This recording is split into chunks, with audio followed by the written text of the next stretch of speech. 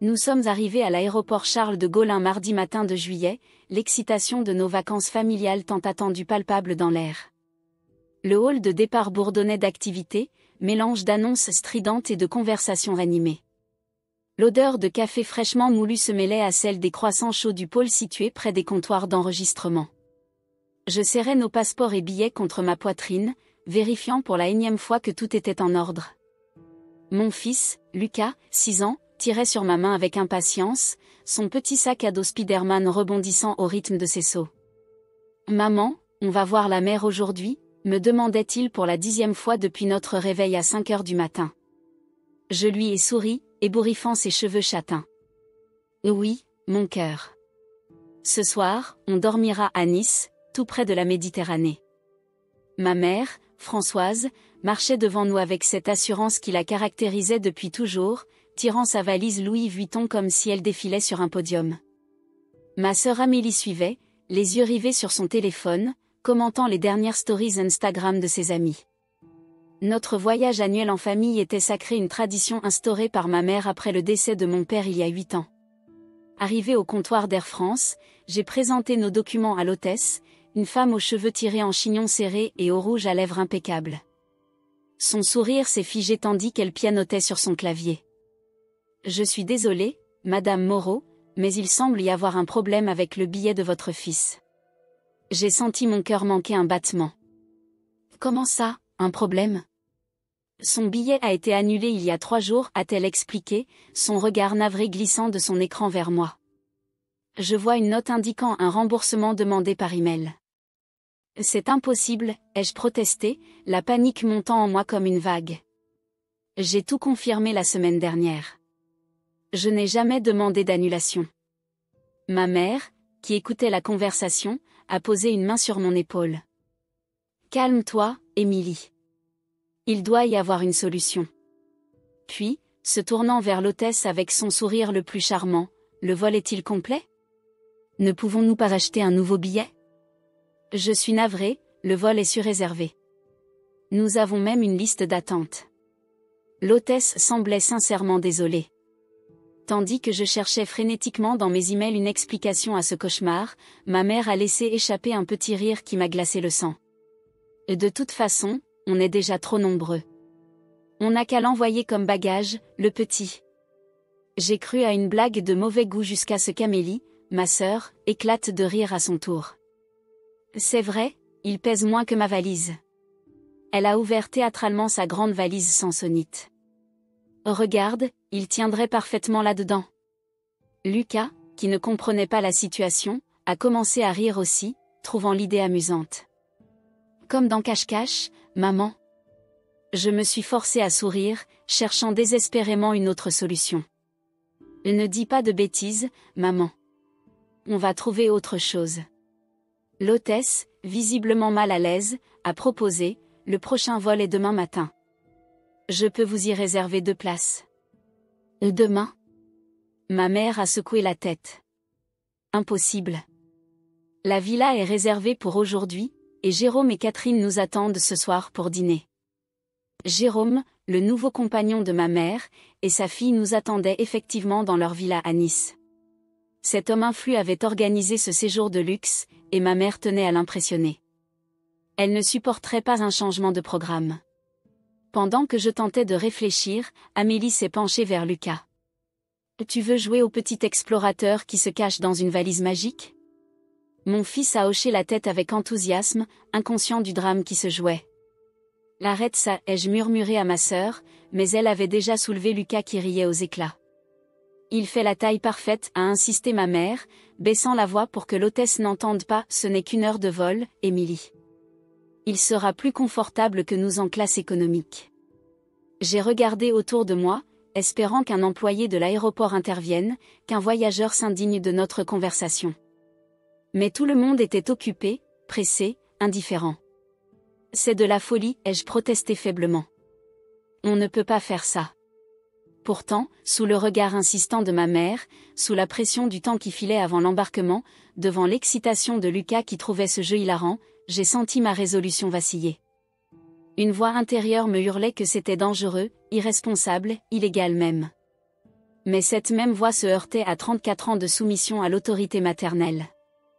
Juste pour passer l'enregistrement, a chuchoté Amélie. On l'ouvrira dès qu'on sera de l'autre côté. Je me suis entendu murmurer un « d'accord » à peine audible, tandis qu'elles installaient délicatement Lucas dans la valise, lui expliquant qu'il devait rester très silencieux pour gagner le jeu.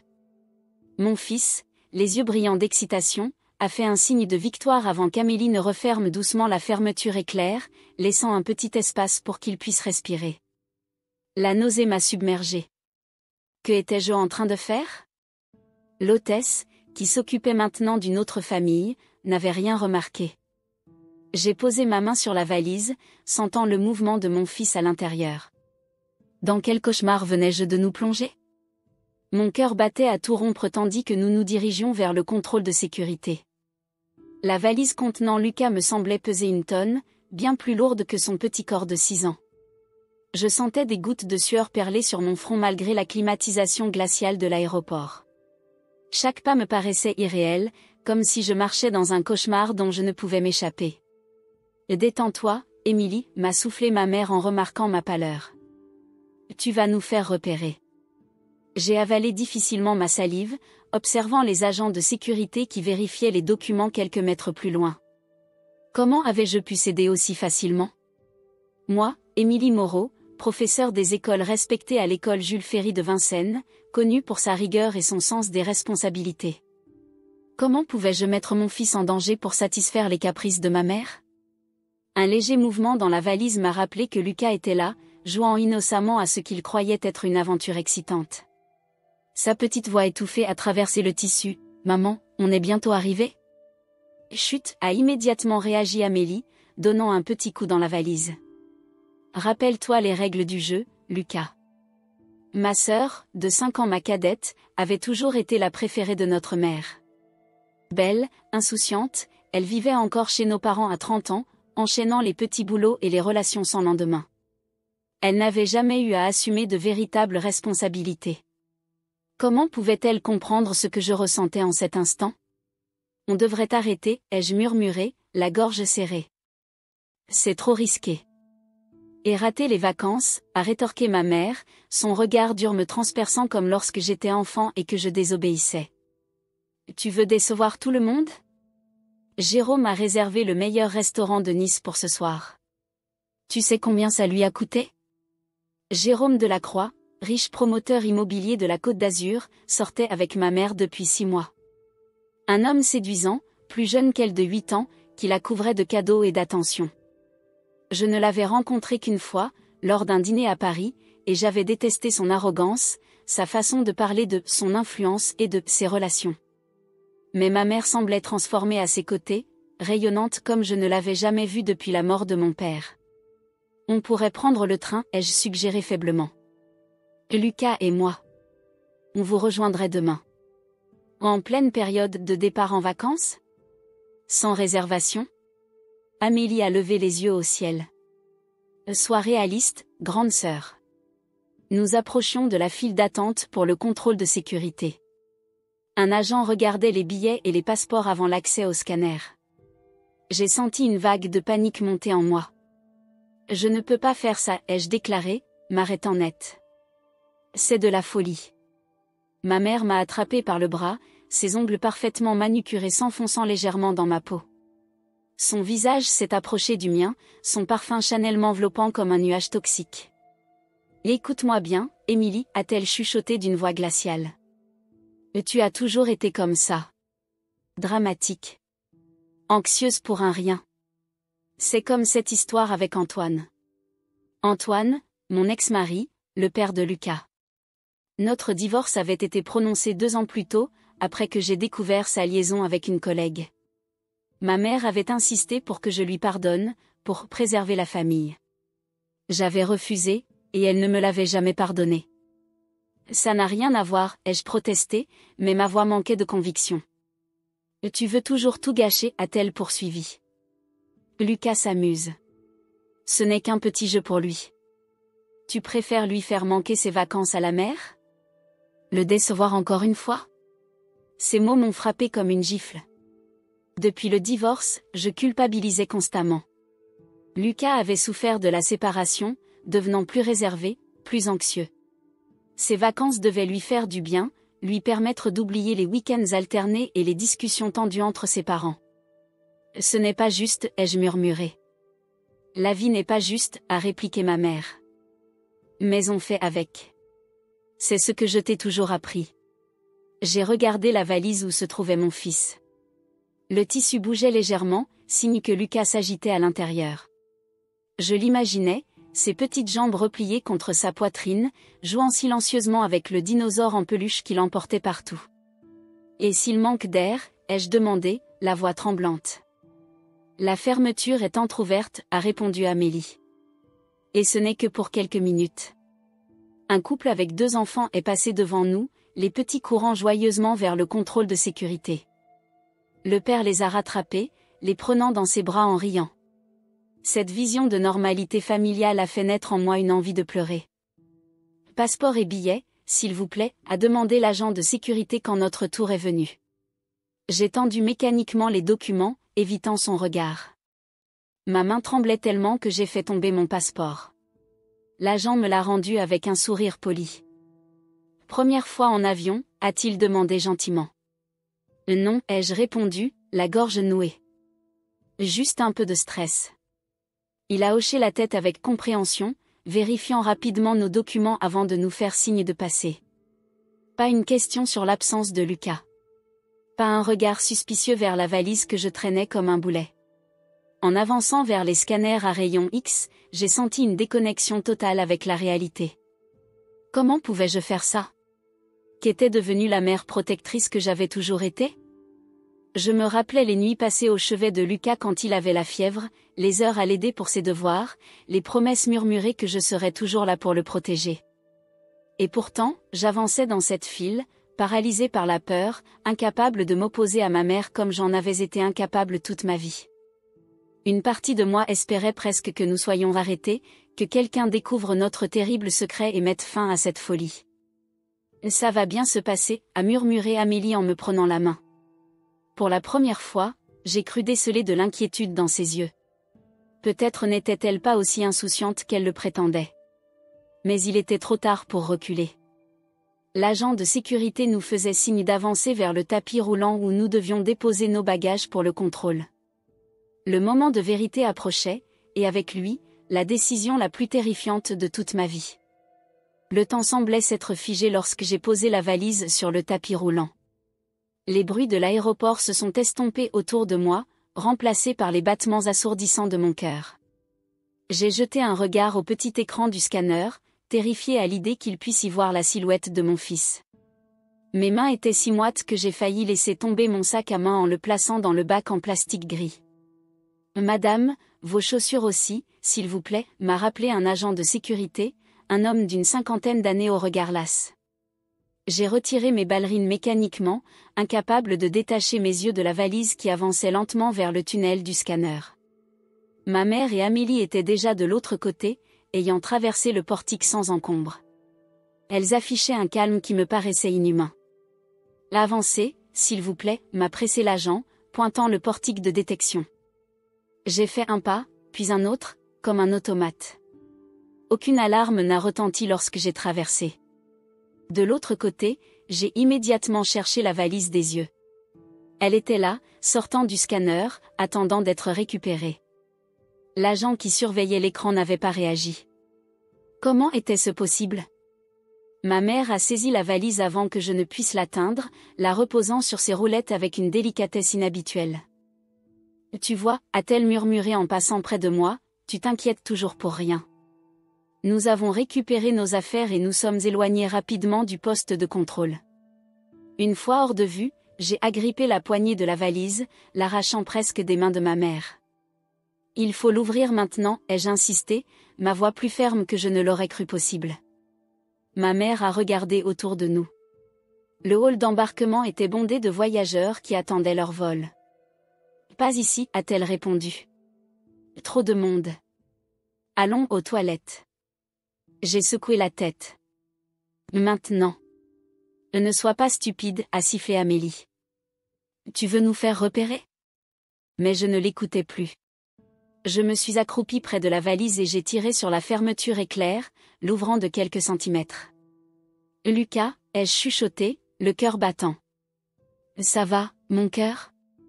Un petit murmure m'a répondu « Oui, maman. » Je gagne toujours ? Le soulagement m'a submergé comme une vague. Il allait bien. Je voulais ouvrir complètement la valise, le prendre dans mes bras, m'enfuir avec lui loin de cette folie. Mais ma mère s'est penchée, refermant la fermeture d'un geste vif. « On a réussi la première étape » a-t-elle dit. « Ne gâche pas tout maintenant. » J'ai serré les poings, luttant contre l'envie de la gifler.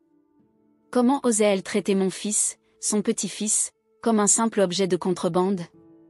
Mais une annonce dans les haut-parleurs a interrompu mes pensées. Dernier appel pour l'embarquement du vol AF 7356 à destination de Nice. Les derniers passagers sont priés de se présenter immédiatement à la porte 26. « C'est nous » a dit Amélie, soudain pressée. « On doit y aller. » La porte d'embarquement n'était pas loin. Je suivais machinalement, tirant la valise avec une lenteur délibérée, essayant de ne pas trop la secouer. Chaque pas était une torture, chaque seconde une éternité. À la porte, l'hôtesse a vérifié nos cartes d'embarquement, nous adressant un sourire professionnel. « Bon vol, mesdames. » Nous avons emprunté la passerelle menant à l'avion. Au moment de monter à bord, un steward a jeté un œil à nos bagages cabine. « Cette valise semble un peu grande pour être placée en cabine » a-t-il remarqué. Mon sang s'est glacé. « L'aile, elle rentre sous le siège » ai-je bégayé. Je l'ai déjà prise plusieurs fois.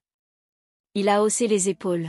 « Si vous le dites. » Les compartiments supérieurs sont presque pleins, donc ce sera probablement mieux. À l'intérieur de l'avion, l'atmosphère confinée a amplifié mon angoisse.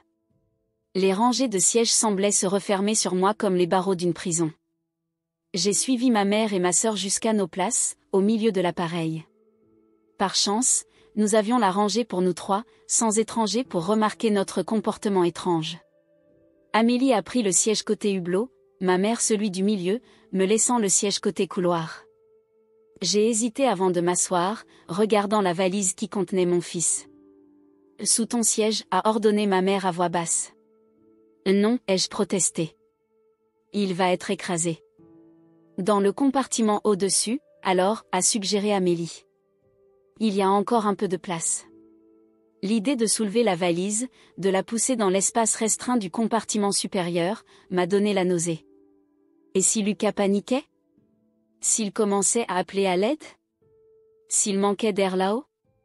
Je la garde près de moi, ai-je décidé, la plaçant maladroitement entre mes jambes et le siège devant moi. Ce n'était pas idéal, mais au moins je pourrais surveiller la valise et peut-être l'entrouvrir discrètement une fois les lumières tamisées après le décollage. Un couple âgé s'est installé dans la rangée devant nous, et un homme en costume a pris place de l'autre côté du couloir. Personne ne semblait nous prêter attention, trop occupés à ranger leurs affaires et à s'installer confortablement. « Mesdames et messieurs, bienvenue à bord du vol Air France 7356 à destination de Nice » a annoncé une voix dans les haut-parleurs. Notre temps de vol aujourd'hui sera d'environ 1h15. Nous vous prions de bien vouloir attacher vos ceintures et de redresser vos sièges pour le décollage. Les instructions de sécurité ont commencé, mais je n'entendais plus rien. Toute mon attention était focalisée sur la valise entre mes jambes. Je pouvais sentir de légers mouvements à l'intérieur. Lucas devait être inconfortable, peut-être effrayé maintenant que le jeu durait si longtemps. « Et tu devrais la mettre sous le siège pour le décollage » a insisté ma mère. Les agents de bord vont vérifier. À contre-cœur, j'ai poussé la valise sous le siège devant moi, assurant la fermeture entr'ouverte pour laisser passer l'air. Mes mains tremblaient tellement que j'ai eu du mal à attacher ma ceinture. Amélie a posé sa main sur la mienne. « Ça va aller » a-t-elle murmuré. « Ce n'est qu'1 heure. Tu te rappelles quand on jouait à cache-cache pendant des heures chez grand-mère à Bordeaux ? Lucas tient de toi, il est endurant. » J'ai voulu répondre que ce n'était pas un jeu, que mon fils n'était pas caché dans une armoire à Bordeaux mais enfermé dans une valise dans un avion sur le point de décoller, mais les mots sont restés coincés dans ma gorge. L'avion a commencé à rouler vers la piste, les moteurs vrombissant de plus en plus fort. La pression dans ma poitrine augmentait proportionnellement. J'ai posé ma main sur le sol, touchant la valise du bout des doigts. « Et tiens bon, mon cœur, ai-je murmuré, si bas que même ma mère ne pouvait m'entendre. Maman est là. » Pendant les minutes interminables du décollage, mon esprit s'est rempli d'images terrifiantes, Lucas suffocant dans sa prison de tissu, criant sans que personne ne l'entende, pensant que sa mère l'avait abandonné. J'imaginais les gros titres des journaux, un enfant retrouvé mort dans une valise, une mère indigne arrêtée à l'aéroport de Nice. L'avion a pris de l'altitude, s'inclinant légèrement. J'ai senti la valise glisser sous le siège et j'ai tendu ma jambe pour la bloquer. C'était l'expérience la plus angoissante de toute ma vie, pire encore que l'accouchement difficile de Lucas, pire que l'annonce du cancer fulgurant de mon père, pire que la découverte de la trahison d'Antoine.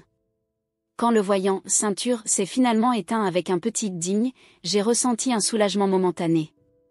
L'avion avait atteint son altitude de croisière. Je pouvais maintenant récupérer la valise, l'ouvrir discrètement sous la couverture que j'avais apportée. Mais avant que je ne puisse me pencher, une hôtesse de l'air est apparue à côté de moi. « Boisson, madame » a-t-elle demandé avec un sourire professionnel. « Non, merci » ai-je répondu précipitamment, anxieuse de la voir s'éloigner. « Un café pour moi » a demandé ma mère. « Et un jus d'orange pour ma fille » a-t-elle ajouté en désignant Amélie. J'ai attendu, impuissante, que l'hôtesse serve les boissons et passe à la rangée suivante. Puis, prétextant de chercher quelque chose dans mon sac, je me suis penchée vers la valise. À ma grande horreur, je n'ai entendu aucun bruit en provenir. « Lucas » ai-je chuchoté, prise de panique. « Lucas, tu m'entends ?» Pas de réponse. J'ai senti mon sang se glacer dans mes veines. La panique m'a submergée comme une vague dévastatrice, balayant tout sur son passage. J'ai tendu la main vers la valise, écartant mes jambes pour mieux l'atteindre sous le siège. « Lucas » ai-je appelé à nouveau, un peu plus fort cette fois, la voix tremblante. « Lucas, réponds-moi. » Ma mère a posé sa main sur mon bras, ses ongles s'enfonçant dans ma chair. « Qu'est-ce que tu fais ? Tu vas nous faire remarquer. » J'ai repoussé sa main d'un geste brusque. « Il ne répond pas » ai-je murmuré, au bord des larmes. Il s'est probablement endormi, a suggéré Amélie, mais l'inquiétude avait remplacé l'assurance dans sa voix. Les enfants s'endorment facilement, tu le sais bien. Je ne pouvais plus supporter cette situation. D'un mouvement rapide, j'ai attrapé la valise et l'ai tirée vers moi, la plaçant sur mes genoux. L'homme en costume de l'autre côté du couloir m'a jeté un regard curieux. « Émilie, arrête ça immédiatement » a sifflé ma mère entre ses dents. Je l'ai ignoré, mes doigts tremblants cherchant la fermeture éclair. Je devais voir mon fils, m'assurer qu'il allait bien, qu'il respirait encore. La peur me nouait la gorge, rendant chaque respiration douloureuse. « Les toilettes » a murmuré Amélie, soudain pragmatique. « Va aux toilettes avec la valise. » C'était la première suggestion sensée que j'entendais depuis des heures. J'ai hoché la tête, me levant maladroitement, la valise serrée contre ma poitrine. Le couloir de l'avion semblait interminable, chaque pas une épreuve. Je sentais les regards des autres passagers sur moi, ou peut-être était-ce seulement mon imagination tourmentée par la culpabilité. Les toilettes étaient minuscules, à peine assez grandes pour une personne, sans parler d'une femme paniquée et d'une valise contenant un enfant de 6 ans. J'ai poussé la porte, me glissant à l'intérieur avec difficulté. L'odeur de désinfectant était suffocante, mais je ne m'en souciais pas. J'ai posé la valise sur le couvercle fermé des toilettes et, d'un geste précipité, j'ai ouvert complètement la fermeture éclair. Mon cœur a raté un battement lorsque j'ai vu le visage de Lucas, rouge et couvert de sueur, mais ses yeux étaient ouverts. Il a cligné plusieurs fois, ébloui par la lumière soudaine. « Maman » a-t-il murmuré, sa petite voix rauque. « Je peux sortir maintenant ? » J'ai chaud. Un sanglot de soulagement m'a échappé. Je l'ai aidé à sortir de la valise, ses membres engourdis par l'immobilité forcée. Je l'ai serré contre moi, si fort qu'il a protesté.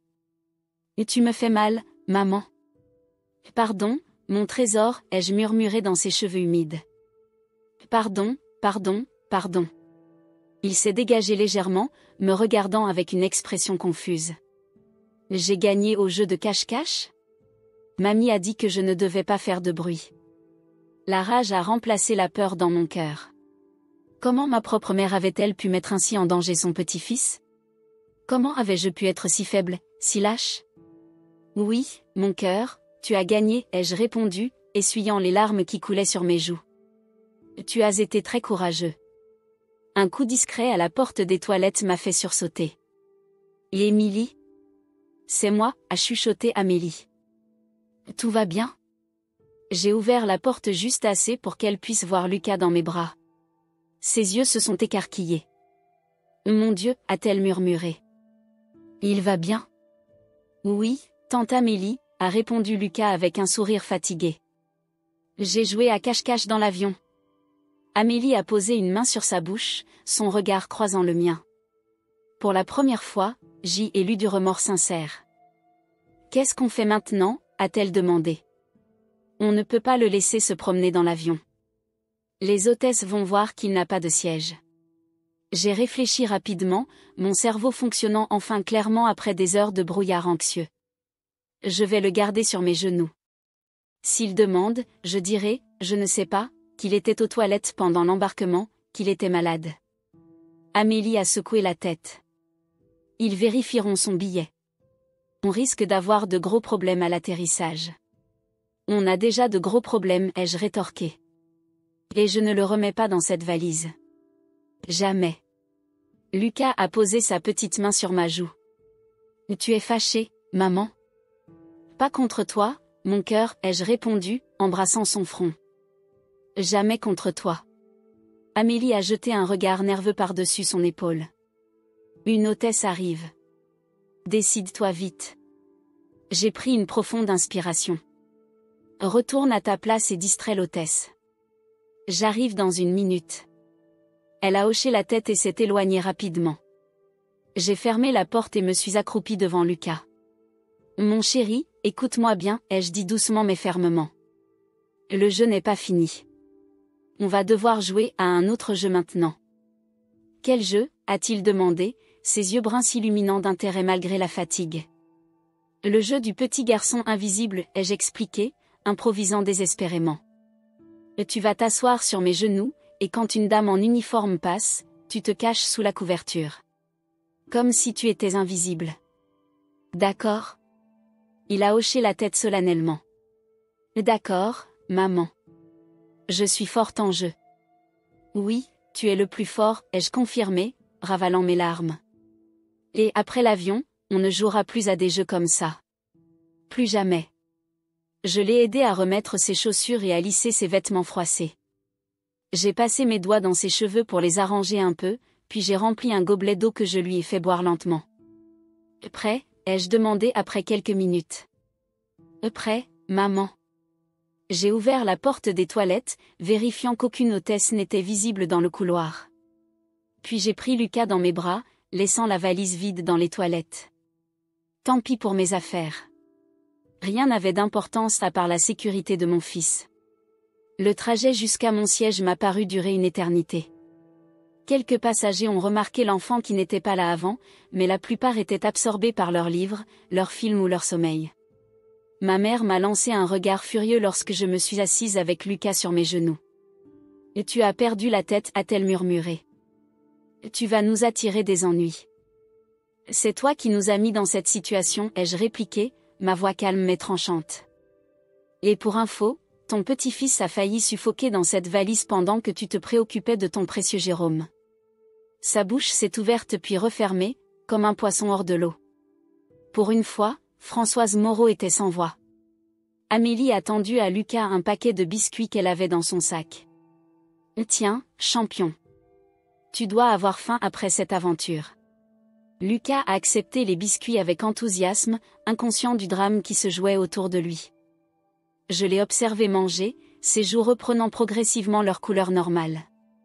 Comment avais-je pu mettre son bien-être en danger? Comment avais-je pu céder à la pression de ma mère au point de risquer la vie de mon enfant? Une hôtesse est passée à côté de notre rangée, s'arrêtant net en voyant Lucas. « Excusez-moi, madame, mais cet enfant était-il à bord depuis le début du vol? Je ne me souviens pas l'avoir vu à l'embarquement. » Mon cœur a bondi dans ma poitrine, mais étrangement, je me sentais calme. Le temps de la peur était passé. J'allais assumer les conséquences de mes actes, mais je ne mentirais plus. Je ne mettrai plus jamais mon fils en danger. Non, ai-je admis. Il était dans ma valise. Son billet a été annulé par erreur, et au lieu de prendre un vol plus tard, j'ai écouté ma famille et j'ai fait la chose la plus stupide et dangereuse de toute ma vie. Le visage de l'hôtesse est passé de la surprise à l'incrédulité, puis à la colère. Madame, c'est extrêmement grave. C'est une violation des règles de sécurité aérienne, sans parler du danger pour l'enfant. Je sais, ai-je répondu, la tête haute malgré la honte qui me consumait. Et je suis prête à en assumer toutes les conséquences. Lucas m'a regardé avec confusion. J'ai fait quelque chose de mal, maman? Non, mon cœur, ai-je dit en caressant ses cheveux. C'est moi qui ai fait quelque chose de mal. Mais je vais arranger ça, je te le promets. L'hôtesse nous a observé un moment, son expression adoucie par la vue de Lucas, sain et sauf. Je dois signaler cet incident au commandant de bord. Il décidera des mesures à prendre à l'atterrissage. J'ai hoché la tête. Je comprends. Tandis qu'elle s'éloignait pour parler au commandant, ma mère s'est tournée vers moi, le visage déformé par la colère et l'humiliation. Tu viens de nous détruire, a-t-elle sifflé. Tu réalises qu'on risque d'être arrêté? Que dira Jérôme? Que diront les voisins? Je l'ai regardée comme si je la voyais pour la première fois. Cette femme qui avait toujours contrôlé ma vie, dicté mes choix, jugé mes décisions. Cette femme qui avait failli coûter la vie à mon fils pour une question d'apparence et de convenance. Je m'en fiche, ai-je répondu simplement. Je m'en fiche complètement. Et c'était vrai. À cet instant, tenant mon fils en sécurité dans mes bras, j'étais enfin libre. L'atmosphère dans notre rangée était électrique. Ma mère, silencieuse pour une fois, fixait obstinément le dossier du siège devant elle. Amélie jouait nerveusement avec son bracelet, évitant mon regard. Quant à moi, je tenais Lucas contre ma poitrine, me moquant désormais des conséquences. Il s'était assoupi, épuisé par cette aventure traumatisante. Le commandant de bord est venu nous voir en personne 15 minutes plus tard, accompagné de 2 membres d'équipage. Un homme grand, dans la cinquantaine, avec des cheveux grisonnants et un air d'autorité tranquille. Il s'est penché légèrement vers moi, parlant à voix basse pour ne pas réveiller Lucas. « Madame, je dois vous informer que ce que vous avez fait est extrêmement grave, a-t-il dit calmement. C'est une infraction aux règles de sécurité aérienne et potentiellement un délit pénal. » J'ai hoché la tête, acceptant ces paroles sans protester. Je sais. À l'atterrissage, la police de l'aéroport sera informée et prendra les mesures nécessaires, a-t-il poursuivi. En attendant, l'enfant peut rester avec vous, mais je dois vous demander de ne pas quitter votre siège pour le reste du vol. Merci, ai-je murmuré, reconnaissante malgré tout de ne pas être séparée de Lucas. Je comprends parfaitement. Le commandant a jeté un regard désapprobateur à ma mère et ma sœur avant de retourner vers le cockpit. L'hôtesse qui avait découvert Lucas est restée près de nous, prenant place sur le strapontin réservé à l'équipage. C'est la première fois que je vois ça, a-t-elle commenté après quelques minutes de silence. Son ton n'était pas accusateur, plutôt curieux. Qu'est-ce qui vous a poussé à faire une chose pareille? J'ai caressé les cheveux de Lucas, réfléchissant à ma réponse.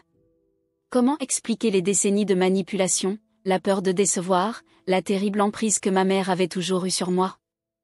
La pression familiale, ai-je finalement répondu. Et ma propre lâcheté. Ma mère a émis un son méprisant. N'essaie pas de nous faire porter la responsabilité de tes actes, Émilie. L'hôtesse a haussé un sourcil, surprise par cette intervention. Je l'ai regardée avec un sourire triste. Voilà exactement ce que je veux dire. L'avion a commencé sa descente vers Nice. Par le hublot, j'apercevais la côte méditerranéenne, la mer d'un bleu intense, les collines verdoyantes. Ce paradis qui aurait dû être le décor de nos vacances serait maintenant le théâtre de notre disgrâce. Étrangement, cette pensée ne m'effrayait plus. Qu'est-ce qui va se passer? A demandé Amélie, brisant enfin son silence. Tu crois qu'on va aller en prison? Je ne sais pas, ai-je admis. Probablement une amende. Peut-être pire. J'ai resserré mon étreinte autour de Lucas. Mais ça m'est égal. Je ne veux plus jamais vivre dans la peur. Lucas s'est réveillé lors de l'atterrissage, son petit corps tressautant avec les secousses de l'avion. Il a regardé autour de lui, désorienté. On est arrivé à la mer, a-t-il demandé en se frottant les yeux. Oui, mon cœur, ai-je répondu doucement. Mais il y a eu un petit problème. Des policiers vont venir nous voir à l'aéroport. Ses yeux se sont agrandis de peur. Pourquoi? J'ai fait quelque chose de mal? Non, Lucas, ai-je dit fermement. Tu n'as rien fait de mal. C'est moi qui ai fait une erreur, et je vais m'en occuper. Tu n'as pas à t'inquiéter. Quand l'avion s'est immobilisé à la porte de débarquement, l'hôtesse nous a demandé de rester assis pendant que les autres passagers quittaient l'appareil. Certains nous regardaient avec curiosité, ayant probablement entendu des bribes de conversation. D'autres, ignorant le drame qui s'était joué, passaient sans un regard. Finalement, l'avion s'est vidé, et le commandant est revenu vers nous, accompagné cette fois de 2 policiers en uniforme. Mon cœur s'est serré, mais j'ai gardé mon calme, déterminé à protéger Lucas de ce traumatisme supplémentaire. Bonjour, madame, a dit l'un des policiers, un homme d'une 40aine d'années au visage sévère. Je suis le lieutenant Mercier. Nous devons vous escorter, vous et votre famille, jusqu'au poste de police de l'aéroport pour éclaircir cette situation. Est-ce que mon fils doit vraiment venir? Il n'a que 6 ans et il a déjà vécu assez d'émotions pour aujourd'hui. Le policier a hésité, puis s'est adouci légèrement en regardant Lucas qui s'accrochait à ma veste. Il peut rester avec l'assistante sociale qui nous attend au terminal. Elle s'occupera de lui pendant que nous prenons vos dépositions. J'ai hoché la tête, reconnaissante. Merci. Nous avons suivi les policiers hors de l'avion, Lucas dans mes bras, ma mère et Amélie derrière nous. Dans la passerelle, ma mère s'est approchée de moi, sa voix un murmure urgent. Écoute-moi bien, Émilie. Tu ne dis rien à propos de notre rôle dans cette histoire. Tu dis que c'était ton idée, que tu as agi seule. Tu comprends? Sinon, on est toutes les 3 dans le pétrin. J'ai continué à marcher sans ralentir. Non. Comment ça, non, a-t-elle sifflé. Je ne mentirai plus, ai-je déclaré calmement. J'assumerai ma part de responsabilité, mais je ne vous couvrirai pas. C'est terminé. Elle m'a agrippé le bras, ses ongles s'enfonçant dans ma chair. Si tu fais ça, c'est fini entre nous. Tu peux dire adieu à l'héritage de ton père, à la maison de Bordeaux, à tout. Pour la première fois de ma vie, j'ai soutenu son regard sans flancher. Tant mieux. Dans le terminal, une femme aux cheveux courts et au sourire bienveillant nous attendait. Elle s'est présentée comme Madame Leroy, assistante sociale. Lucas a d'abord refusé de me lâcher, s'accrochant à mon cou comme un petit koala. Je veux rester avec toi, maman, a-t-il pleurniché. Je me suis accroupie à sa hauteur, prenant son visage entre mes mains. Écoute-moi, mon brave garçon. Maman doit parler avec les policiers, et c'est un peu ennuyeux pour les enfants. Madame Leroy va te montrer la salle des enfants où il y a des jouets et peut-être même une télé. Je reviendrai te chercher très vite, d'accord? Il a hésité, ses lèvres tremblantes. Tu promets? Je promets, ai-je dit solennellement. Et à partir de maintenant, je tiendrai toujours mes promesses. Après un dernier câlin, il a accepté de prendre la main de Madame Leroy. En le regardant s'éloigner, j'ai ressenti un mélange de tristesse et de détermination. Je ne serai plus jamais la femme faible qui avait mis son propre enfant en danger. Au poste de police de l'aéroport, on nous a séparés pour nous interroger individuellement. J'ai été conduite dans une petite pièce austère avec une table, 2 chaises, et rien d'autre. Le lieutenant Mercier s'est assis en face de moi, accompagné d'une policière qui prenait des notes. Madame Moreau, pouvez-vous nous expliquer exactement ce qui s'est passé aujourd'hui, a demandé le lieutenant. J'ai pris une profonde inspiration et j'ai tout raconté.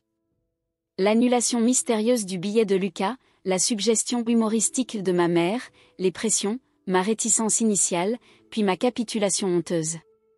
J'ai décrit le passage de la sécurité, l'angoisse pendant le vol, et finalement, le moment où j'avais repris mes esprits et décidé d'avouer.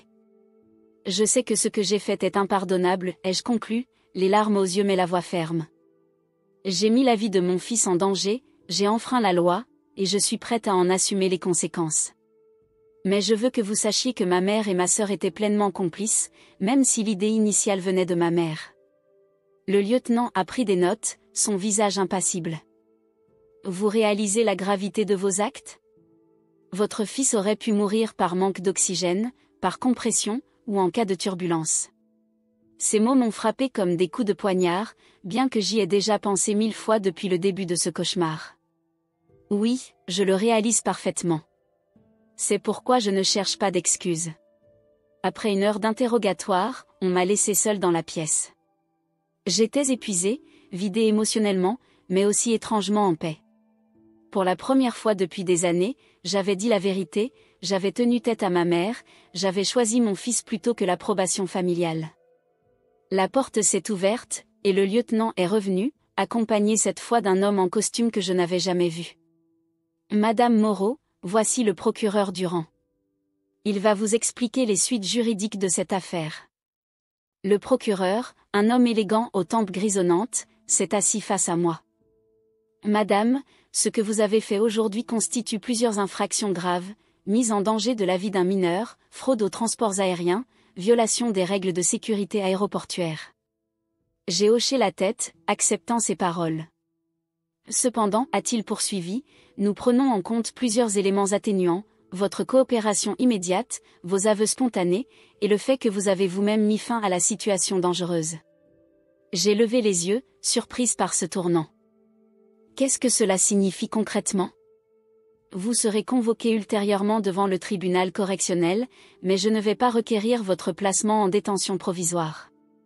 Vous serez libre en attendant votre procès, à condition de ne pas quitter le territoire français et de vous présenter régulièrement au commissariat de votre domicile. Le soulagement m'a submergé. Je pourrais rentrer à Paris avec Lucas ce soir. Et mon fils? Les services sociaux vont-ils? Je n'ai pas pu terminer ma phrase, la gorge nouée par l'angoisse. Pour l'instant, il n'y a pas de raison de séparer l'enfant de sa mère, a répondu le procureur. Mais une enquête sociale sera menée, et vous devrez vous soumettre à un suivi psychologique. Bien sûr, ai-je accepté sans hésiter. Je ferai tout ce qu'il faudra. Quand j'ai finalement pu retrouver Lucas dans la salle d'attente, il jouait tranquillement avec un puzzle, sous l'œil bienveillant de Madame Leroy. En me voyant, il a bondi et s'est jeté dans mes bras. Maman. Tu as fini de parler avec les policiers? On va à la plage maintenant?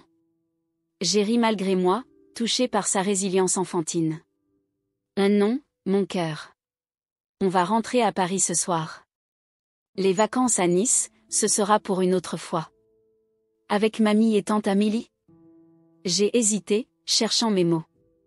Comment expliquer à un enfant de 6 ans que notre famille venait d'éclater? Je ne sais pas, Lucas. Pour l'instant, ce sera juste toi et moi, d'accord? Il a réfléchi un instant, puis m'a fait un grand sourire. D'accord. On pourra avoir un chat à la maison, alors? J'ai éclaté de rire, les larmes aux yeux. Après tout le chaos de cette journée, mon fils pensait déjà à l'avenir, aux nouvelles possibilités. Peut-être devrais-je en faire autant. Peut-être bien, ai-je répondu en l'embrassant sur le front. Peut-être bien. 6 mois s'étaient écoulés depuis l'incident de l'aéroport. L'automne parisien avait cédé la place à un hiver rigoureux, puis à un printemps timide qui teintait maintenant les Tuileries de vert tendre. Assise sur un banc, je regardais Lucas courir après les pigeons, son écharpe rouge flottant derrière lui comme une bannière joyeuse. Beaucoup de choses avaient changé dans nos vies. Nous avions déménagé de notre appartement de Vincennes pour un 2 pièces plus modeste dans le 13e arrondissement. Je voyais régulièrement une psychologue, Dr Renard, qui m'aidait à comprendre les mécanismes de l'emprise que ma mère avait exercée sur moi pendant toutes ces années. Lucas, quant à lui, semblait avoir surmonté le traumatisme de l'événement avec cette résilience étonnante propre aux enfants, même s'il faisait parfois des cauchemars où il se retrouvait enfermé dans des espaces étroits. Le procès avait eu lieu 2 mois après l'incident. J'avais plaidé coupable, assumant pleinement ma responsabilité tout en témoignant du rôle joué par ma mère et ma sœur. Le tribunal avait été clément, 6 mois de prison avec sursis, une amende conséquente, et l'obligation de suivre une thérapie familiale. Ma mère et Amélie avaient écopé de peines similaires, bien que ma mère continue de minimiser sa responsabilité, allant jusqu'à déclarer au juge que c'était juste une plaisanterie que ma fille a prise trop au sérieux. Depuis, je n'avais pas revu ma mère. Elle m'avait déshéritée, comme promis, et avait vendu la maison familiale de Bordeaux sans même m'en informer. J'avais appris la nouvelle par une connaissance commune. Quant à Amélie, notre relation était compliquée. Elle m'avait appelée quelquefois, hésitante, partagée entre la loyauté envers notre mère et une prise de conscience tardive de la toxicité de notre dynamique familiale. « Maman, regarde ce que j'ai trouvé », s'est exclamé Lucas, revenant vers moi en courant, un petit caillou brillant dans sa paume ouverte. « C'est très joli », ai-je répondu en souriant, examinant ce trésor sans valeur avec toute l'attention qu'il méritait. Il s'est assis à côté de moi, ses jambes balançant dans le vide, ses baskets neuves, un cadeau de sa maîtresse d'école, Madame Bertrand, qui s'était prise d'affection pour lui, frottant contre le gravier du jardin. « On va toujours voir Nona aujourd'hui ?» a-t-il demandé, utilisant le surnom qu'il avait donné à ma belle-mère, la mère d'Antoine. « Oui, elle nous attend pour le goûter. Elle a fait des crêpes. » « Avec du Nutella ?» Évidemment, ai-je ri, ébouriffant ses cheveux. Claudine, ma belle-mère, avait été d'un soutien inestimable pendant cette période difficile. Contrairement à ce qu'on pourrait croire, notre divorce avec Antoine ne l'avait pas éloignée de moi. Au contraire, elle avait pris mon parti, comprenant avant même moi la nature toxique de ma relation avec ma propre mère. Depuis l'incident, elle était devenue une présence encore plus importante dans notre vie, une figure grand-maternelle bienveillante pour Lucas. Mon téléphone a vibré dans ma poche. Un message d'Amélie, « Tu es libre pour un café cette semaine ?» J'ai contemplé l'écran un long moment. Nos dernières rencontres avaient été tendues, pleines de non-dits et de reproches muets. Elle oscillait entre des excuses sincères et des tentatives de minimiser ce qui s'était passé, répétant parfois les arguments de notre mère comme un perroquet bien dressé. Pourtant, Dr Renard m'encourageait à maintenir ce lien, à condition qu'il soit sain et respectueux de mes limites. « Votre sœur est peut-être elle aussi victime de votre mère, à sa façon, m'avait-elle dit lors de notre dernière séance. »« Qui sait ?» a demandé Lucas, curieux comme toujours. « Tante Amélie. Elle veut qu'on se voie. » Oh. Son visage s'est assombri légèrement. Il ne posait jamais de questions sur sa grand-mère, mais il demandait parfois des nouvelles d'Amélie, avec qui il avait toujours eu une relation complice. « Tu voudrais la voir, toi ?» lui ai-je demandé doucement. Il a réfléchi un moment, jouant avec son caillou. « Je sais pas.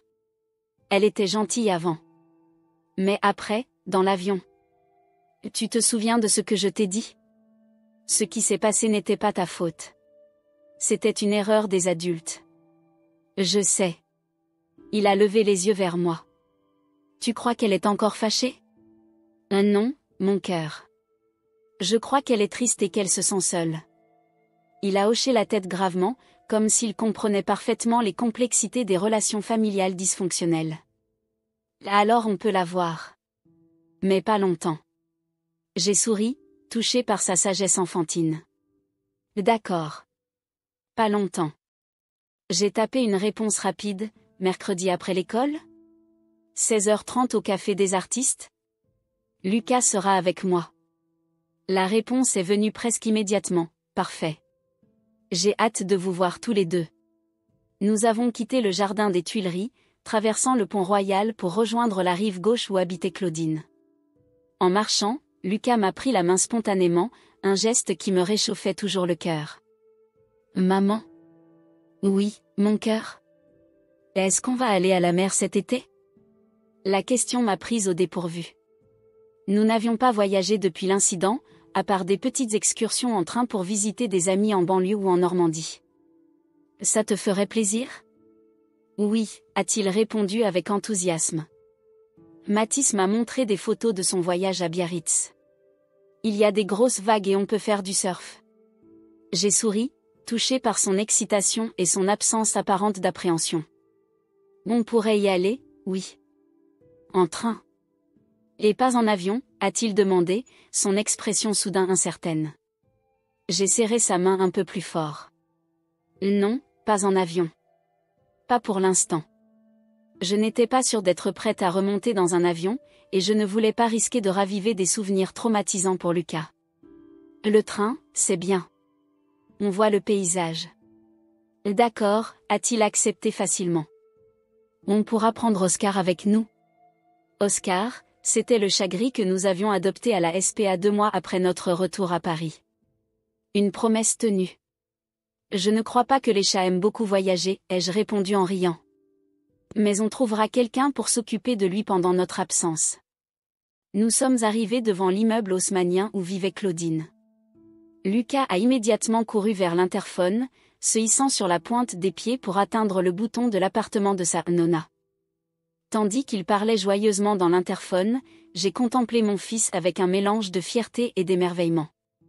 Malgré tout ce qu'il avait traversé, il restait un enfant épanoui, curieux, affectueux. La thérapie l'aidait certainement, mais je crois que sa résilience naturelle y était pour beaucoup. Quant à moi, je me reconstruisais jour après jour. Chaque décision prise en toute indépendance, chaque limite posée clairement, chaque non affirmé sans culpabilité était une petite victoire.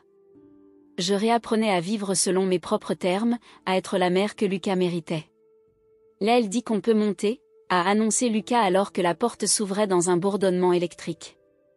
Dans l'ascenseur ancien qui nous emmenait au 4e étage, Lucas a posé sa tête contre mon bras. Maman? Oui.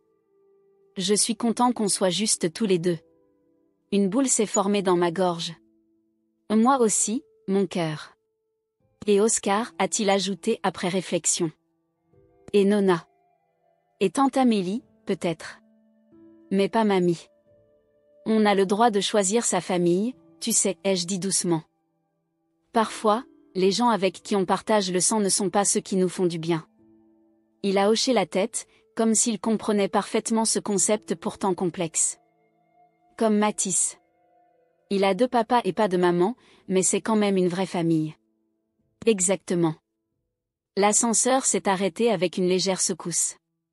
La porte de l'appartement de Claudine était déjà ouverte, et l'odeur de crêpes fraîchement préparées embaumait le palier. Mes amours, s'est exclamée Claudine, nous accueillant à bras ouverts.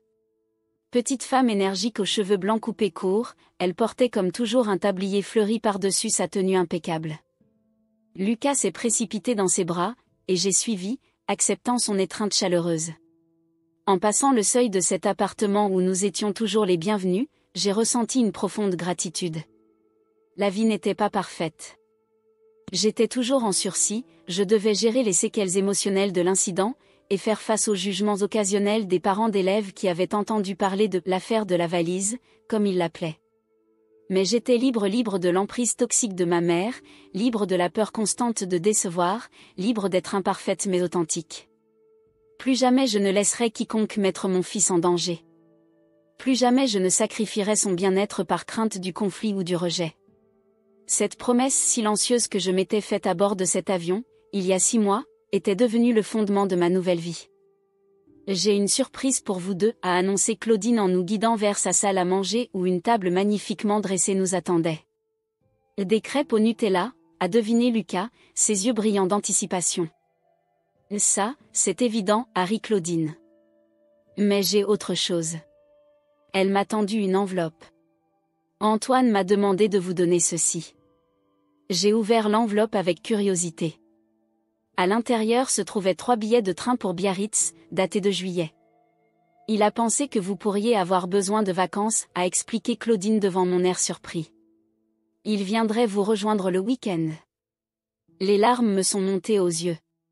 Antoine et moi avions trouvé un équilibre fragile dans notre relation post-divorce, principalement centrée sur le bien-être de Lucas. Ce geste signifiait beaucoup. La mère, s'est exclamé Lucas en voyant les billets. Tu vois, maman, on va vraiment y aller. J'ai essuyé discrètement une larme. Oui, mon cœur. On va vraiment y aller. Ce soir-là, en bordant Lucas dans son lit, entouré de ses peluches et avec Oscar roulé en boule à ses pieds, j'ai contemplé le chemin parcouru. 6 mois plus tôt, j'étais une femme brisée par la culpabilité et la honte, incapable de protéger mon propre enfant contre les manipulations de ma famille. Aujourd'hui, j'étais debout, plus forte, plus lucide. Maman, a murmuré Lucas, déjà à moitié endormi. Tu restes un peu? Bien sûr, ai-je répondu en m'asseyant au bord de son lit. Je reste autant que tu veux. Pour toujours? J'ai souri dans la pénombre. Pour toujours. Et alors que sa respiration devenait plus profonde et régulière, j'ai su que cette promesse, je pourrais la tenir. Car rien ni personne ne me ferait plus jamais fléchir quand il s'agissait de protéger mon fils. J'avais trouvé ma voie, et je ne la perdrai plus jamais.